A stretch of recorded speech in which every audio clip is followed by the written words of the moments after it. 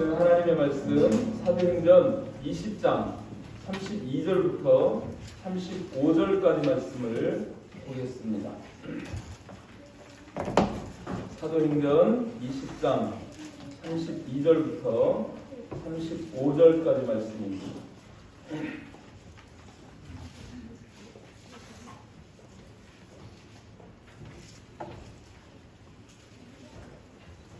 다 찾으셨으면 우리 같이 한 목소리로 교독합니다. 시작. 지금 내가 여러분을 주와 및 그 은혜의 말씀에 부탁하노니 그 말씀이 여러분을 능히 든든히 세우사 거룩하게 하심을 입은 모든 자 가운데 기업이 있게 하시리라. 내가 아무의 은이나 금이나 의복을 탐하지 아니하였고 여러분이 아는 바와 같이 이 손으로 나와 내 동행들이 쓰는 것을 충당하여 범사에 여러분에게 복음을 보여준 바와 같이 수고하여 약한 사람들을 돕고 또 주 예수께서 친히 말씀하신 바 주는 것이 받는 것보다 복이 있다 하심을 기억하여야 할지니라. 아멘. 오늘 말씀 제목 보이시죠? 오늘 우리가 읽은 이 말씀을 근거로 해서 2024년 이렇게 살아봅시다 하는 제목으로 말씀을 나누고자 합니다. 여러분 한번 제목을 한 번만 선포하겠습니다. 자, 준비하시고 여러분 마음에 새기시기를 바랍니다. 시작. 2024년 이렇게 살아봅시다. 아멘. 어떻게 살라고 말씀하시는지 오늘 말씀을 통해서 볼 터인데, 오늘 말씀 사도행전에 있는 말씀이죠.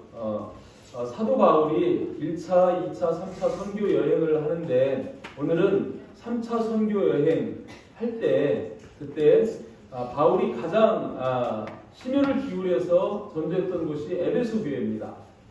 3차 전도 할 때 에베소에서만 3년을 있었어요. 무려 그곳에 3년 동안 있으면서 아시아 지역에 많은 다른 교회들을 세우는 근거들을 마련을 했습니다. 이제 이 바울이 그 에베소 교회를 떠나서 예루살렘으로 가고 예루살렘에서 다시 로마로 가기 위한 그런 여정을 이제 시작을 할 때에 에베소를 떠나서 다시 위쪽으로 저 고린도까지 교회를 쭉 이렇게 돌아보고 순회를 하고 그리고 예루살렘으로 가는데, 순회하고 예루살렘을 향하여 가다가 밀레도라는 곳에 이르게 됩니다. 그 밀레도라는 곳에서 거기가 에베소가 가까운 항구거든요. 거기에서 이제 에베소로 사람들을 보내가지고 에베소 장로들을 다 청하는 거예요.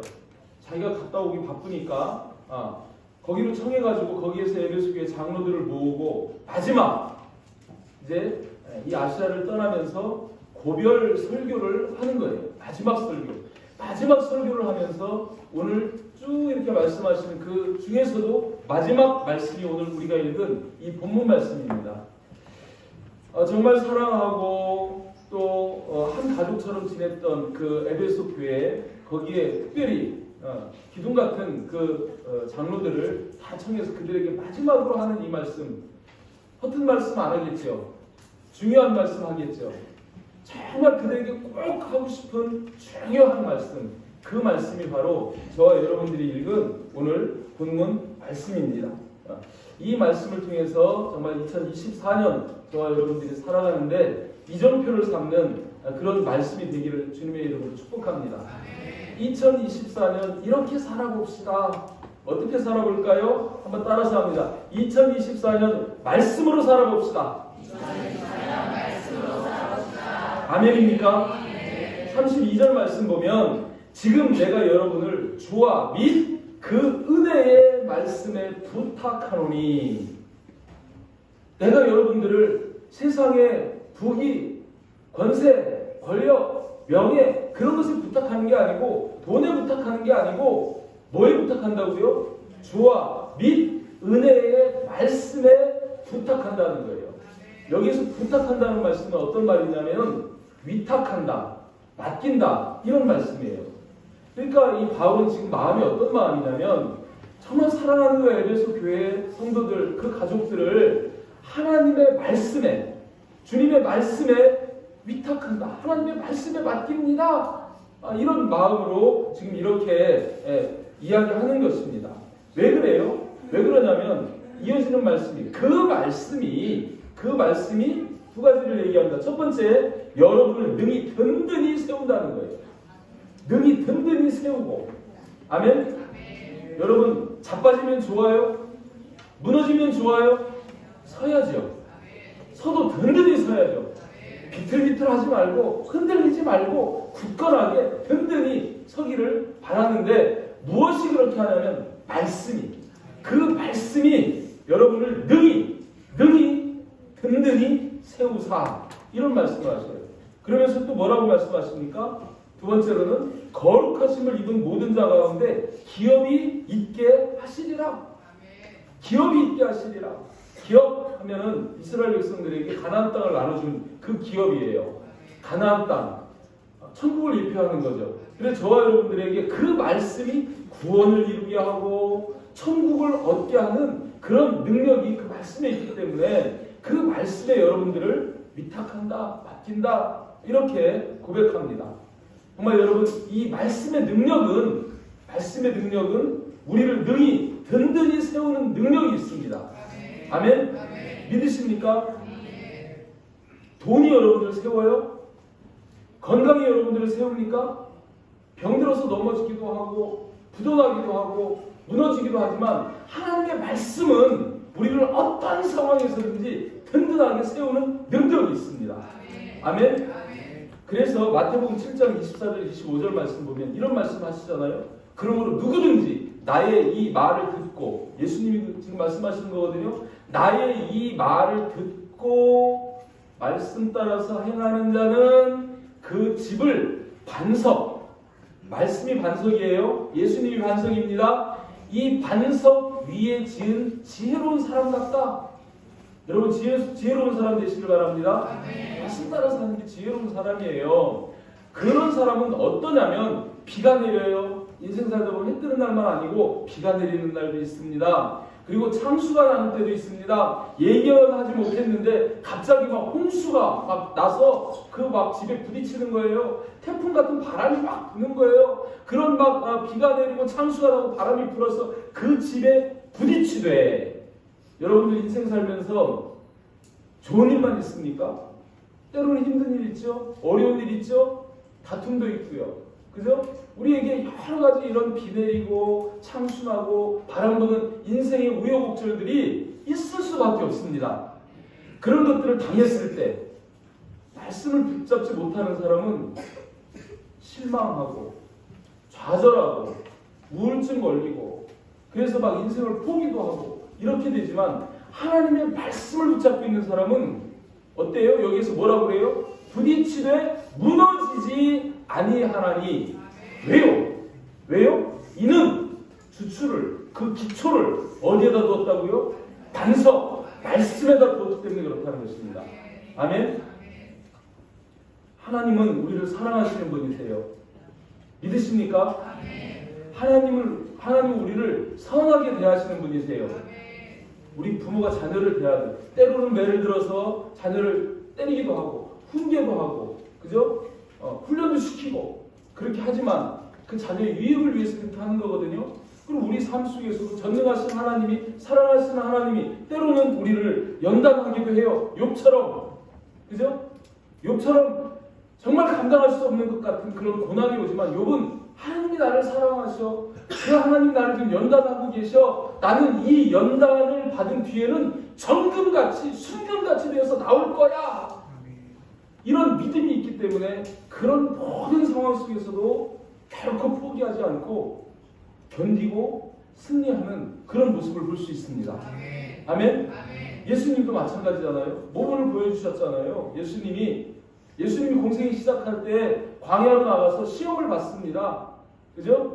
사탄으로부터 먹을 거, 명예요, 또 뭐 여러 가지 그런 영적인 육적인 시험들을 당하지만 그 시험을 받을 때 하나님 예수님이 뭐로 이기시던가요? 기록되었으되 사탄아 물러가라. 기록되었으되 하나님 말씀을 딱 가지고 그 말씀으로 대적하면서 그 말씀을 붙잡고 승리하는 그런 모습을 볼 수 있습니다. 모범을 보여주시는 거예요. 저와 여러분도 마찬가지입니다. 인생 살면서 어려운 일이 있어요. 와라! 닥쳐와봐라! 그래도 하나님이 나를 사랑하시기 때문에 이 세상에 어떤 대적을이라도 하나님의 그 사랑에서 나를 끊을 수 없어! 하나님은 나를 사랑하셔! 나는 결국은 승리자야! 하나님이 우리를 붙드시고 계시는 그 사랑을, 하나님이 약속하신 성경의 이 말씀을 붙잡고 그 시기를 이기는 거예요. 터널은 지나면 빛이 나오게 되어져 있습니다. 이렇게 말씀을 붙잡고 사는 사람은 반드시 승리한다는 거예요. 그런 저와 여러분 될 수 있기를 소망하고 축복합니다. 또 한 가지는 뭘 말씀하세요? 기업이 있게 하신다는 거예요. 기업, 구원, 천국, 그게 있게 하시는 게 말씀이라는 거예요. 로마서 10장 17절에서 그런 말씀하시죠. 그러므로 믿음은 들음에서 나며 들음은 그리스도의 말씀으로 말미암았느니라. 믿음은 뭐에서 난다고요? 들음에서 나요. 근데 듣는데 사람 말 듣고 세상 지식 듣고 그런 것이 우리를 구원에 이르게 하는 게 아니고 누구의 말씀? 그리스도의 말씀. 그리스도의 말씀, 복음. 그 복음이 우리를 구원에 이르게 하고 기업이 있게 한다는 거예요. 어떤 사람들은 세상 사는 게 이게 다라고 생각해요. 그래서 세상 속에서 먹고 즐기자. 이 세상 재밌게 살면 되지 뭐 죽은 다음에 뭐가 있는지 어떻게 알아? 이러지만 미련한 사람, 어리석은 사람이에요. 자기 속에 영이 있는데, 그죠? 영원한 생명이 있는데 소멸되지 않는 제사는 지내면서, 그죠? 아니 제사를 왜 지내요? 사람이 죽어서 끝이면 죽어도 그 영이 있으니까 뭐가 있다고 생각하니까 그거를 모시고 존중하는 의미 속에 제사도 지내고 그러잖아요. 맞아요. 영은요 소멸되는 게 아니에요. 영은 하나님이 주신 거예요. 아멘. 하나님이 영원하시고 우리 영도 영원합니다. 지옥에서 영원하든 천국에서 영원하든 영원한 영혼이 있는 거예요. 아멘. 그 영이 사는 시간은 인생의 시간보다 훨씬 길잖아요. 그 영을 준비할 수 있어야지. 엄마 뱃속에 10달 있을 때 이게 다가 아니잖아요. 아기는 그게 다인 줄 알지만 태어나보니 이런 세상이 있는 것처럼 죽어서 몸에서 영혼이 다시 분리되고 그래서 보니 하늘나라가 있고 지옥이 있다면 여러분 이건 틀림없는 사실인데 그거를 모르는 사람들은 그 땅이 다라고 생각 준비를 안 해요. 성경에서는 계속 깨어있으라 준비하고 있으라 주님 다시 오신다 너희를 영접하러 온다 그러는데 그 주님을 영접하고 주님의 신부로 우리가 정말 천국에 들어가야 될 텐데 그럼 아무 준비도 안 하면 그거 어리석은 거 아닙니까? 근데 우리에게 그런 것들을 준비하게 하는 것이 무엇이냐면 말씀이라는 거예요. 말씀을 듣고 믿음으로 말미암아서 그 말씀으로 말미암아 우리가 구원을 얻게 된다는 거예요. 아멘.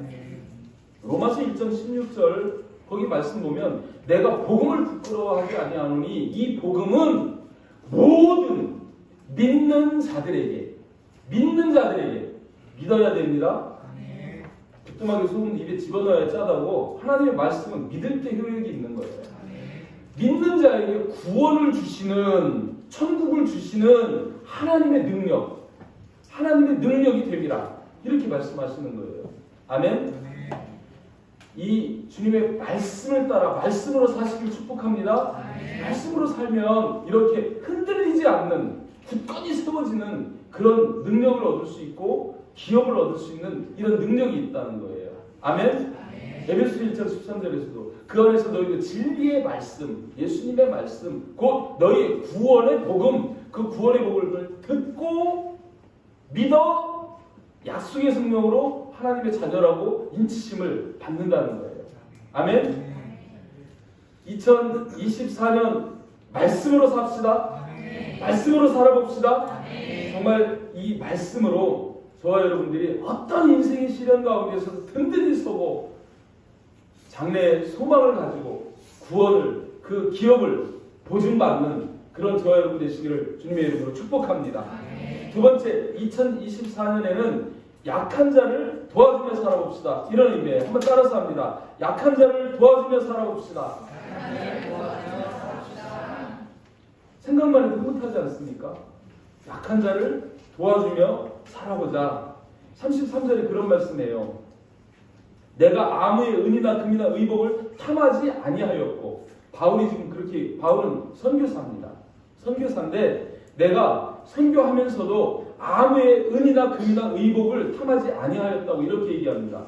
여기에서 은, 금, 의복은 고대 사회에서 가장 중요한 재산 목록입니다. 그때는 지금처럼 옷이 흔한 때가 아니잖아요. 겉옷 하나가 옷도 되고 이불도 되는 때예요. 그래서 옷 2벌 있는 자는 하나 나눠주라고 할 만큼 옷이 귀한 때입니다. 금은 말할 것도 없죠. 그런데 바울은 이런 것들을 탐하지 아니하였다는 거예요. 재물에 대한 탐심이 없었다는 거예요. 솔직히 여러분, 우리 중에도 재물을 탐하는 사람이 있고 그것 별것 아닌 것처럼 생각하는 사람이 있어요. 그런데요, 재물을 탐하지 않는 사람은요, 부자입니다. 영적으로 부자예요. 왜요? 내가 욕심이 있고 필요하고 막 쌓아두고 싶어서 그런 사람들은 그걸 탐하는데, 되게 그런 것들이 별로 중요하지 않으니까 탐하지 않는 거예요. 별 필요가 없어요. 별로 그런 것들에 관심도 욕심도 별로 없어요. 이게 영적 부자입니다. 아멘? 근데 탐한다는 거는 가난한 사람이에요. 가난하니까 자꾸 그걸 탐하는 거예요. 근데 바울은 그 탐심이 없었다는 거예요. 근데 바울은 어떻게 그런 탐심이 없었을까? 바울은 어떻게 이런 탐심이 없었을까? 비결은요, 자족하는 마음을 갖는 겁니다. 자족하는 마음. 더 많이 채우고 소유하는 것보다 내게 있는 것으로 자족하는 마음을 바울이 갖고 있는 거예요. 빌립보서 4장 11절에서 13절까지 말씀 보면 바울이 이런 고백을 해요. 내가 궁핍함으로 말하는 것 아니야. 어떠한 형편에서든지 어떤 형편에서든지 나는 자족하기를 배웠어. 어떤 형편에서라고 이야기합니다. 바울이 당한 형편들 성경에 기록되는 거 보죠. 복음 전하다가 매 맞죠. 배가 파손되죠. 굶주리죠. 감옥에 갇히죠. 이런 형편을 얘기하는 거예요. 지금 이 바울은 빌립보서를 기록할 때도 어디에서 이걸 기록해요? 감옥에서 기록하고 있어요. 로마 차디찬 지하 감옥에서 이거를 기록하면서도 나는 어떤 형편에서든 자족하기를 배웠다. 그렇게 얘기해요. 그러면서 나는 비천에 처할 줄도 알고 풍부함에 처할 줄도 알라. 모든 일, 곧 배 부르거나 배 고프거나 풍부와 궁핍에도 처할 줄 아는 일체의 비결을 배웠노라. 일체의 비결을 배웠노라. 그 비결이 뭘까요? 제가 왜 13절을 띄워놓는지 여러분 짐작을 한번 해보시기 바랍니다.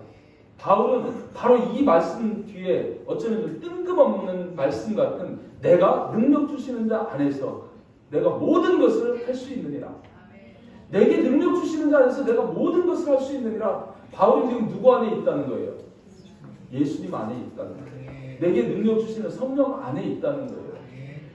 아니 예수님 그 능력자가 계신데 그 부여하신 분이 있고 내가 그분 안에 있는데 왜 내가 바리바리 싸매고 바리바리 짊어지고 많은 것을 막 소유하고 무겁게 그거 끌고 그러고 인생 살아야 되느냐. 필요할 때 주님 주실 거고 주님이 내게 능력 주시면 내가 모든 것을 할 수 있는 그런 주님이 내게 있는데 굳이 무엇 때문에 내가 탐심을 부리고 그를 하겠느냐. 주님 안에 있는 것이 비결이다.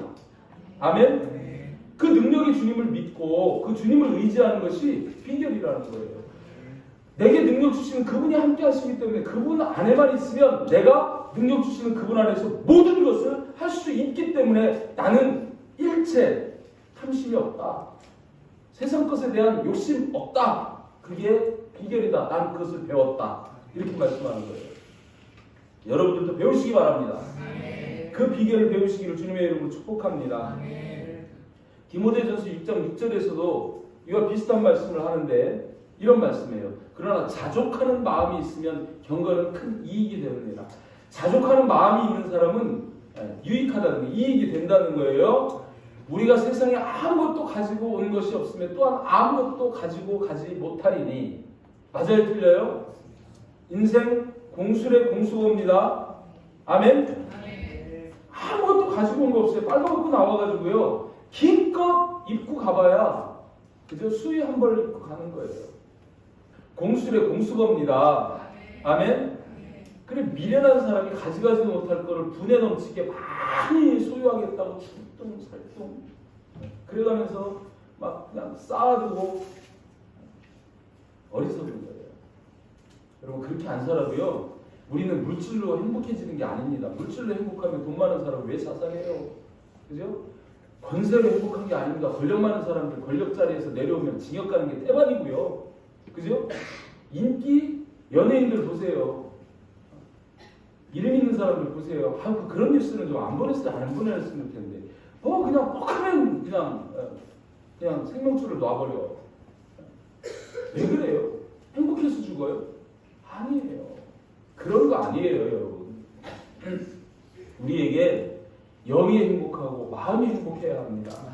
세상적인 것, 육신적인 쾌락이 우리를 궁극적으로 행복하게 하는 것이 잠깐은 재밌을지 모르지만 그것을 위해서 여러분 그것에 미쳐가지고 그것에 매달려서 사는 그거 여러분 한 번쯤 생각해 보시길 바랍니다. 잘 생각해 보세요. 그것이 정말 궁극적으로 내게 무엇이 유익한가. 또 여러분 비교해서 살지 마세요. 다른 사람은 40평 사는데 나는 왜 15평이야? 괜찮아요.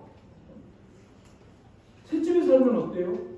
하나님은 그거 이스라엘 백성들이 훈련시키느라고 가나안 땅에 들어갔을 때도 초막절을 지키게 하잖아요. 광야에 가서 초막 짓고 거기에 들어가서 살던 그때를 기억해 보라고.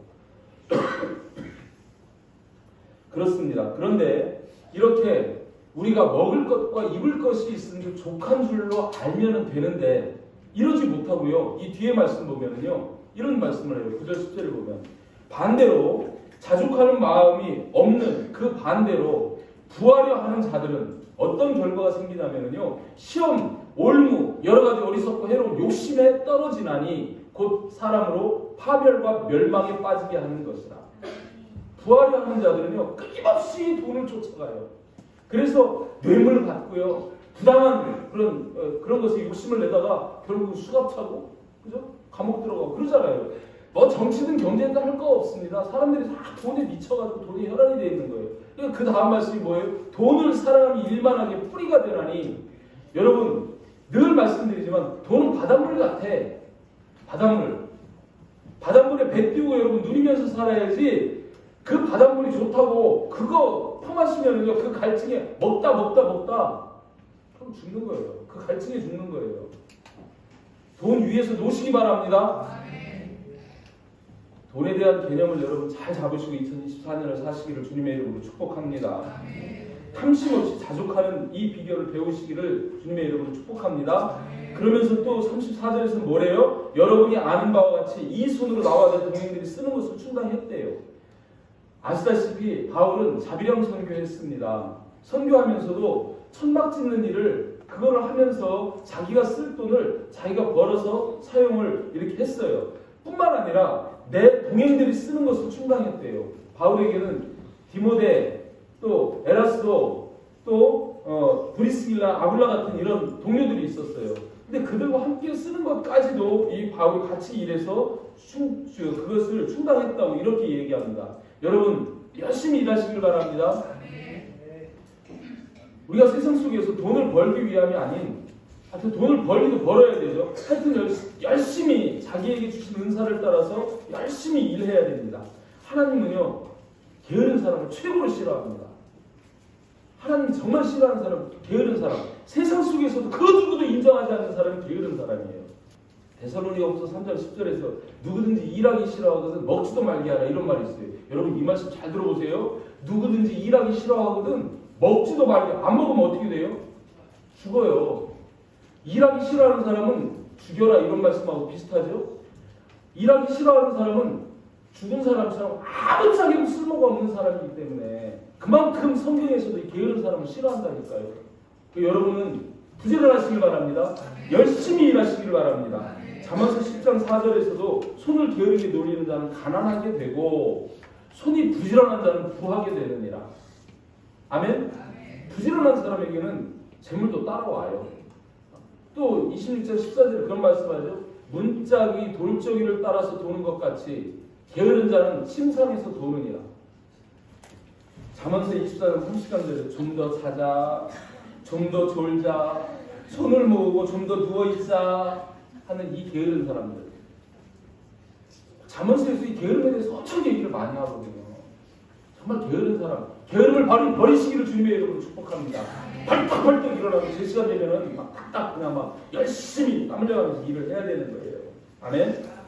도전하고 새 일을 시작하고 부지런하게 눈을 부릅뜨고 무슨 일을 할 수 있을까? 막 욕심을 내서 자기 할 일을 열심히 해야 되는 거예요. 그런데 이렇게 열심히 일해야 되는 이유가 뭐예요? 내 배만 채우자고? 그게 아니라는 거예요. 그 다음 말씀이 이런 말씀합니다. 35절에 범사에 여러분에게 모본을 보여 준 바와 같이 수고하여 약한 사람을 돕고, 아멘?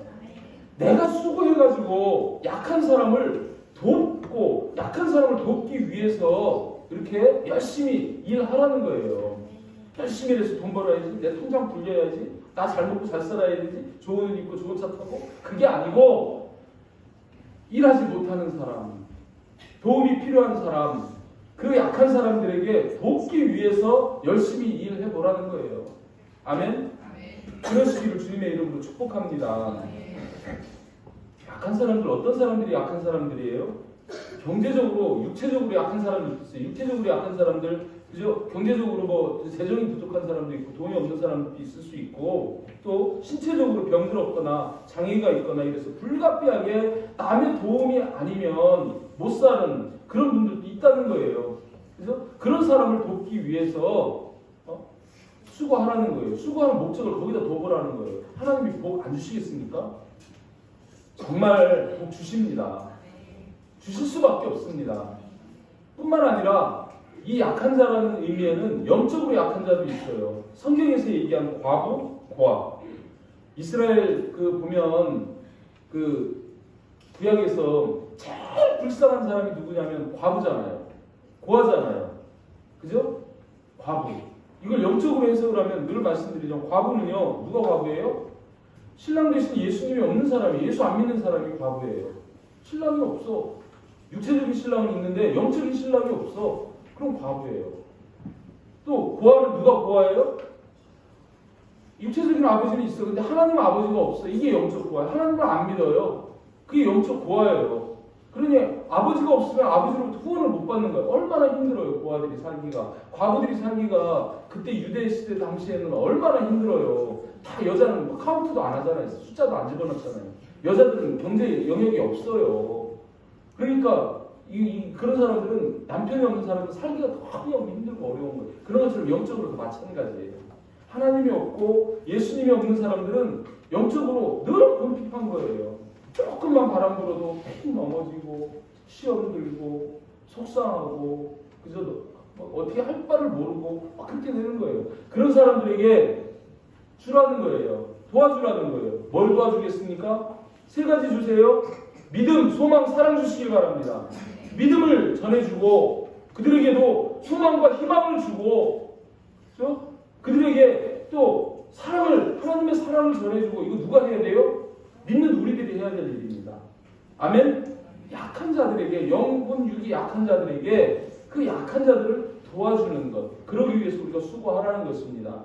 2024년 약한 자를 도와주며 사는 우리들이 되기를 소망하고 축복합니다. 아멘. 마지막 세 번째는 한번 또 따라서 합니다. 2024년 주면서 살아봅시다. 한번 따라서 해봅시다. 시작. 2024년 주면서 살아봅시다. 아멘. 35절 하반절에 보면 이런 말씀이에요. 또 주께서 친히 말씀하신 바 주는 것이 받는 것보다 복이 있다 하심을 기억하여야 할지니라. 성경에서 제가 다 찾아봐도 주님이 이런 말씀하신 적 없어요. 근데 주께서 친히 말씀하신 바 주는 것이 받는 것보다 복이 있다. 여기에서 여러분 성경에 보면 빨간 글씨로 되어 있거든요. 주님이 말씀하신 건 빨간 글씨예요. 그런데 성경 어디를 찾아봐도 이런 말씀은 없어요. 직접 하신 말씀은 없는데 누가복음 6장 38절 말씀 보면 이 말씀이 이 의미로 하시는 말씀과 같은 맥락의 말씀입니다. 자, 읽어봅니다. 시작. 주라 그리하면 너희에게 줄 것이니 곧 피 되어 누르고 흔들어 넘치도록 하여 너희에게 안겨주리라. 너희가 헤아리는 그 헤아림으로 너희도 헤아림을 도로 받을 것이니라. 잘 보세요. 주라. 주래요. 그리하면 이 주는 원인으로 말미암아서 너희에게 줄 거래요. 누가 주실까요? 하나님이 주십니다. 예수님이 말씀하시는 거예요. 주님이 주십니다. 주는데 어떻게 주신대요? 후히 돼요. 내가 한 대박을 줬어요. 그런데 주님이 주실 때 후히 되어서 어떻게 해요? 누르고 꽉꽉 꽉 누르고 많이 들어가게 하려고 여러분 쌀도요 갖다 이렇게 쭉 붓는 게 아니고 누르고 더 들어가게 하려고 그러면 이걸 탁 치면은요 착착착착 가는 공간이 또 생겨요. 흔들어서 넘치도록 그렇게 가지고 또 넘치도록 하여 너희에게 안겨주리라. 주님의 약속입니다. 약속입니다. 아멘 하시는 분들에게 주님이 이렇게 이루어 주실 줄 믿습니다.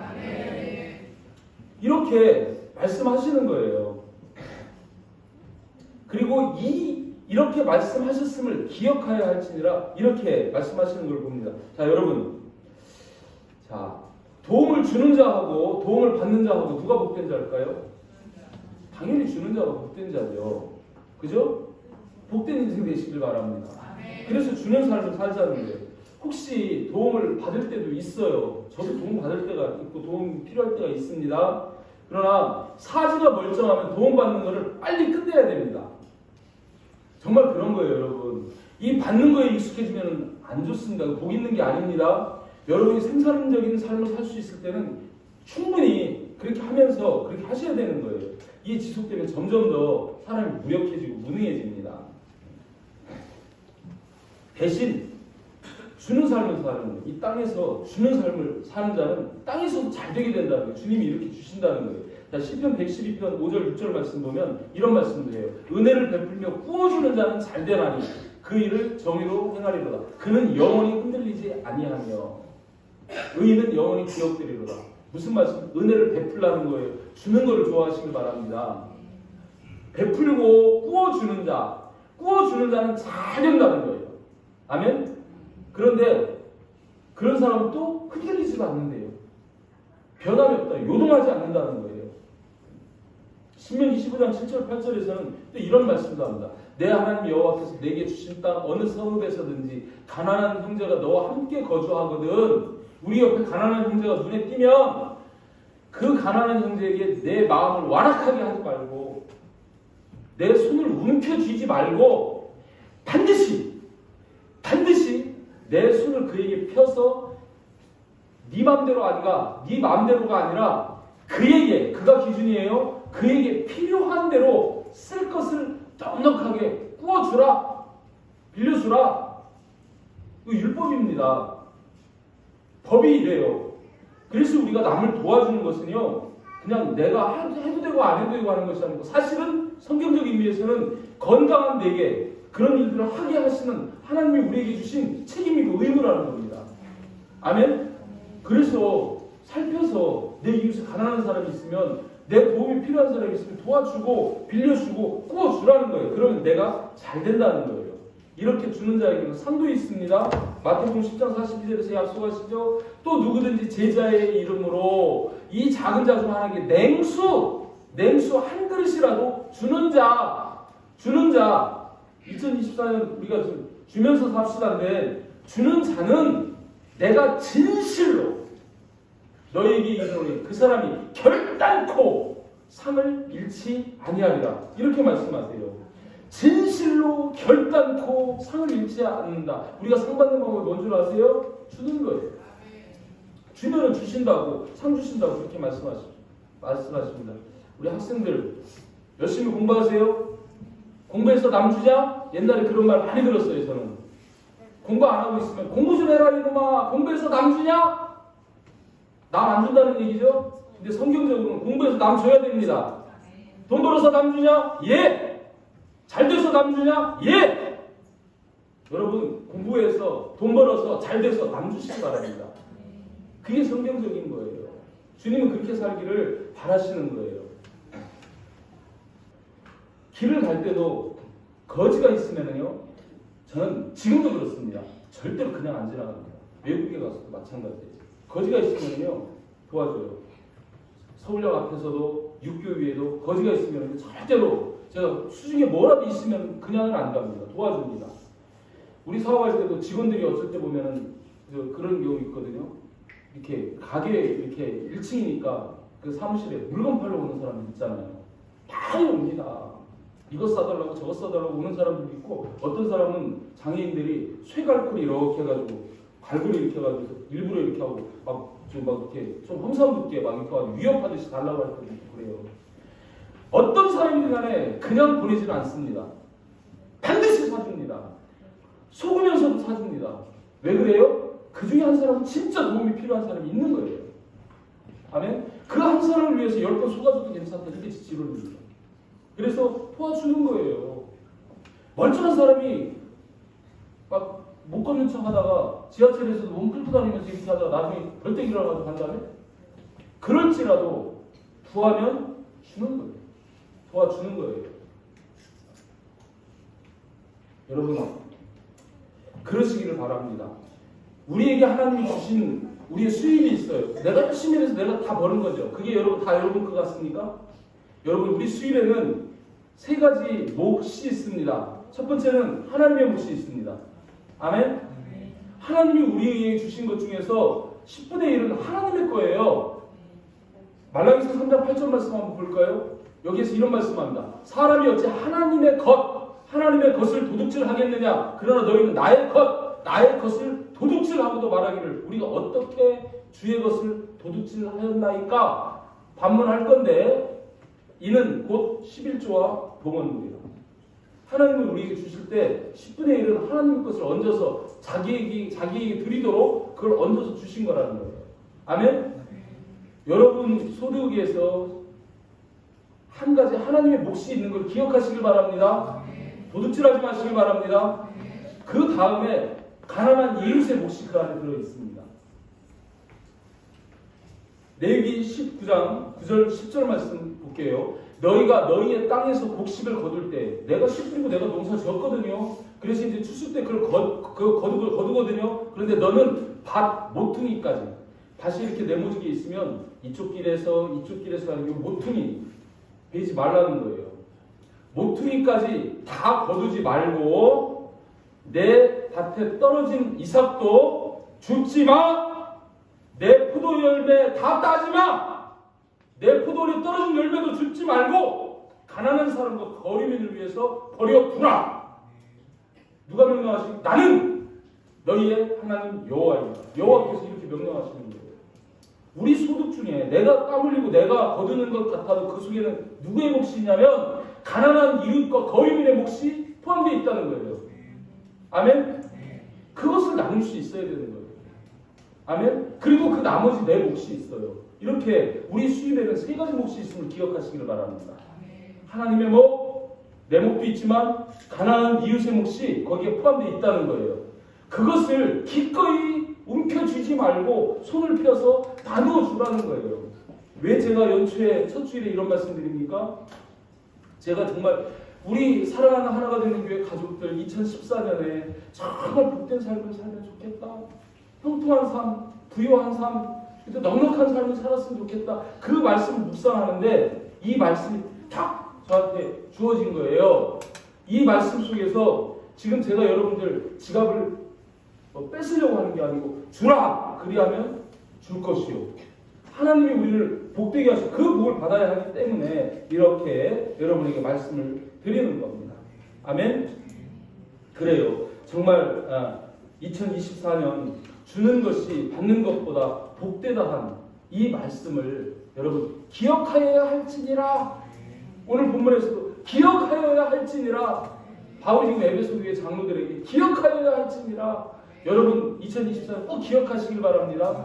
그래서 정말 오늘 저와 여러분들이 나눈 이 말씀과 같이 흔들리지 않고 요동하지 않고 하나님의 말씀 붙잡고 굳건히 세워지는 한 해, 그죠? 또 약한 자들을 돌아보고 도와주며 사는 한 해, 또 내게 있는 것 다 내 것이라고 여기지 말고 하나님의 것과 또 가난한 이웃의 것을 우리가 구별해서 정말 주면서 줌으로 인해서 복을 받는 그런 한 해가 되시기를 주님의 이름으로 축복합니다.